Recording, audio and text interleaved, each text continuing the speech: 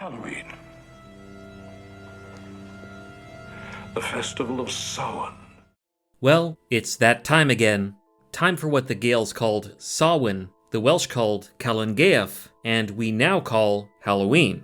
Or at least what we call our modern version of those earlier festivals. Despite the many changes to this beginning of winter festival, I think for those who still celebrate it, Halloween still retains some of its original magic.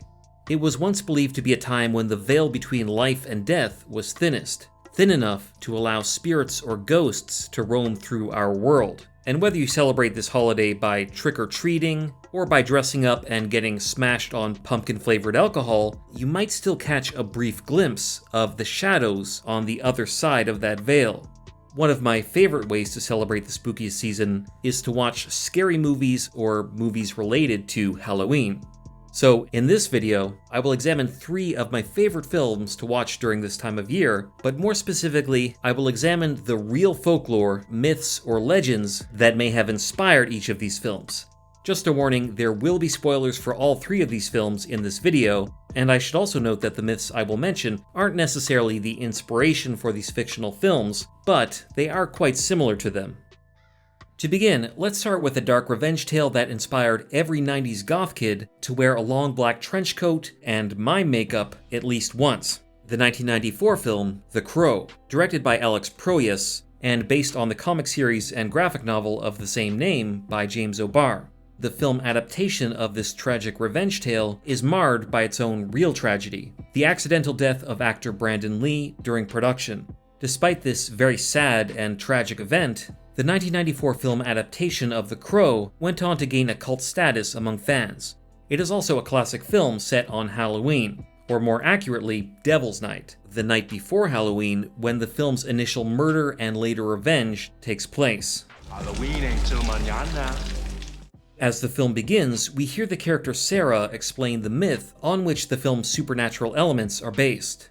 She says, "People once believed that when someone dies, a crow carries their soul to the land of the dead. But sometimes the crow can bring that soul back to put the wrong things right."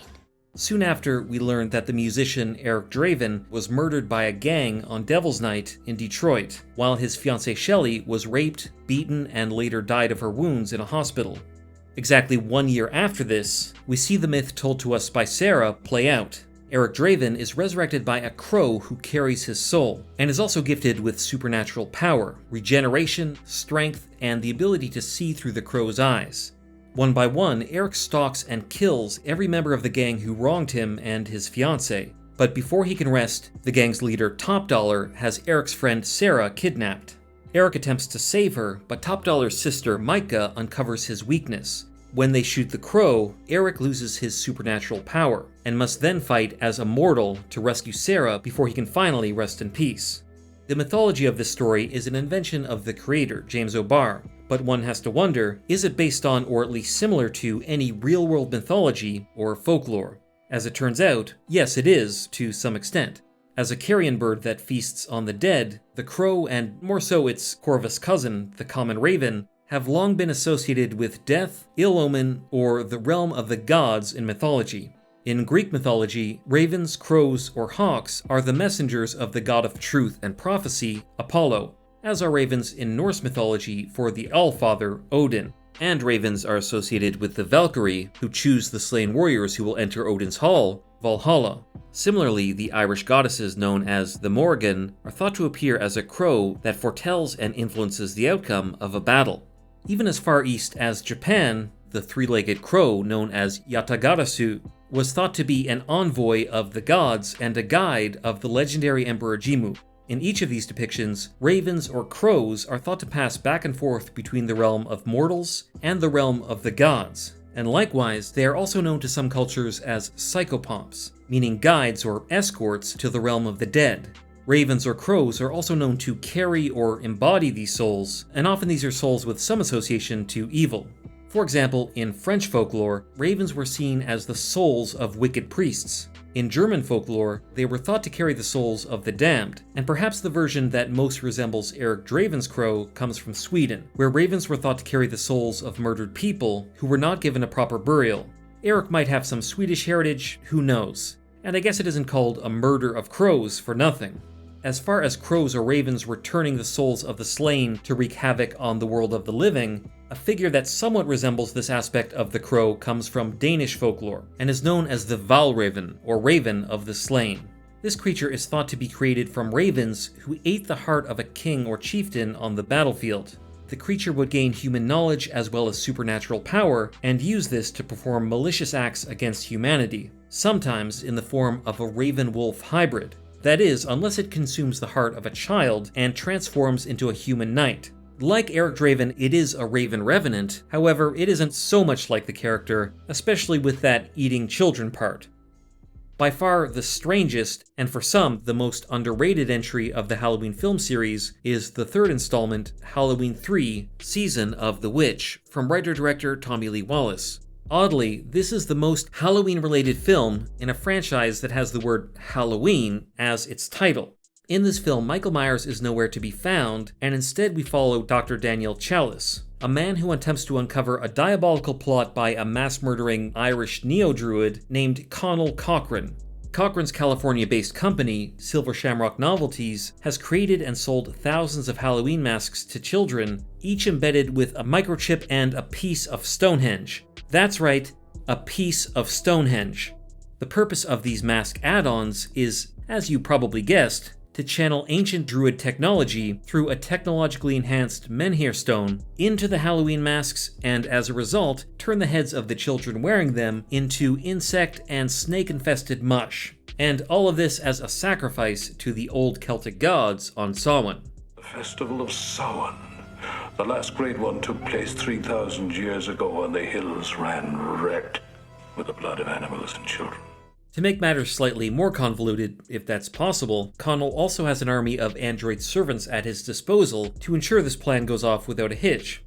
Now, you're probably wondering, how could I possibly relate the bizarre plot of this film to real-world history, mythology, or folklore? And admittedly, it would be difficult to relate the part about the androids into any real-world lore. There is, however, a legendary account of a similar sacrifice of children during the ancient Celtic festival of Samhain. This legend is found in the Lebor Gabala Éireann, or the Book of Invasions, a collection of poetry and prose that records 6 legendary invasions of Ireland by 6 different groups. In one story involving the third of these groups, called the People of Nemed, these people were oppressed by the original inhabitants of Ireland, the Fomorians, who are thought of as giants or a supernatural race. The Nemedians were forced to make sacrifices to the Fomorians every Samhain, including 2/3 of their corn, their milk, and their children.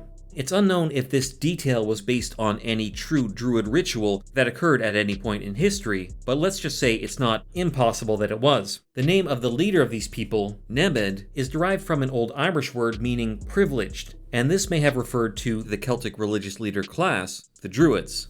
In any case, the neo-druid Connell Cochran's plot in Halloween 3 seems to mirror this rather disturbing Irish legend to some extent. Perhaps the gods Connell was attempting to sacrifice the children to were the Fomorians, or possibly Crom Cruach, an ancient Irish deity that, according to legend, received human sacrifices on Samhain.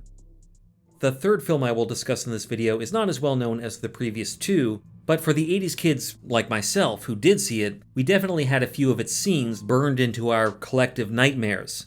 Frank LaLoggia's 1988 film Lady in White follows a young boy named Frankie who lives in an idyllic, fictional upstate New York town called Willow Point Falls. On Halloween night 1962, Frankie is locked in his school's cloakroom by 2 bullies. Trapped and forced to spend the night, Frankie is shocked to witness an apparition, or spectral replay, of a young girl's murder. Soon after, the girl's killer appears in the room in order to remove some evidence he left behind, and while there, he discovers and attempts to kill Frankie. Frankie survives and is later awoken by his father.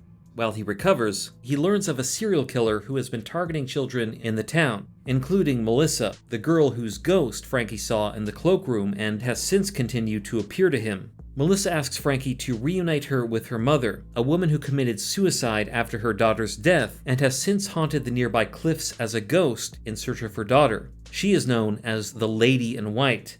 The haunting ground of the legendary Lady in White. Although Lady in White is a very American ghost story, it adapts the ghostly figure that is found in ghost stories around the world. To give you an idea, Wikipedia lists 17 countries, spanning from the Americas to Europe to Asia, each with their own version or versions of this ghostly tale. One of the most famous ladies in white is associated with the Český Krumlov and Rošumberek castles in the Czech Republic, and is thought to be the spirit of a historic figure, Perikta of Rošumberek, who died after being trapped in an abusive marriage. Another well-known version of the Lady in White is found in Welsh folklore, and this version of the spirit was thought to appear on the ancient Welsh version of Halloween, Calan Gaeaf. The 1988 film version of this ghost, however, is inspired by another version of this tale. In fact, it is perhaps the most famous Lady in White tale found in the USA. That is, the Lady in White who is said to haunt the Dern Eastman Park in Rochester, New York. The writer and director of the film, Frank LaLoggia, grew up in a small town called Webster, near Rochester, so he would have heard of what is likely the area's most famous ghost story. In this version, which dates back to the 19th century, a local woman's daughter disappeared one day, never to return. Believing a local farmer had murdered her daughter, the woman went searching for the girl's body in the nearby marshy lands with her 2 dogs, but the daughter's body was never found. Eventually, the grief-stricken woman threw herself from a cliff into Lake Ontario, and since then has been sighted rising from the small Durand Lake near Lake Ontario, sometimes with her 2 dogs. The specter is known to glide over the lake, still in search of her daughter, very much like the Lady in White movie, in which Melissa's mother also throws herself from a cliff after discovering her daughter's body, only to return as a ghost in search of her daughter. This film does alter the original Rochester ghost story somewhat, but is still an interesting adaptation of local lore by a local, and a very Halloween-y film to watch on Halloween. Those are the only 3 films I will cover in this video, but I would love to know if you know of any real myths, legends, or ghost stories behind your favorite horror films. Let me know what those are in the comments below, as well as any other references to real-world lore you noticed in the 3 films covered in this video. If you enjoyed this video, be sure to give it a like, subscribe, and hit the notification bell for more videos like this, and you might like to check out my breakdown of Bram Stoker's Dracula and the Castlevania series linked on your screen. I wish you all a very spooky Halloween. Until next time.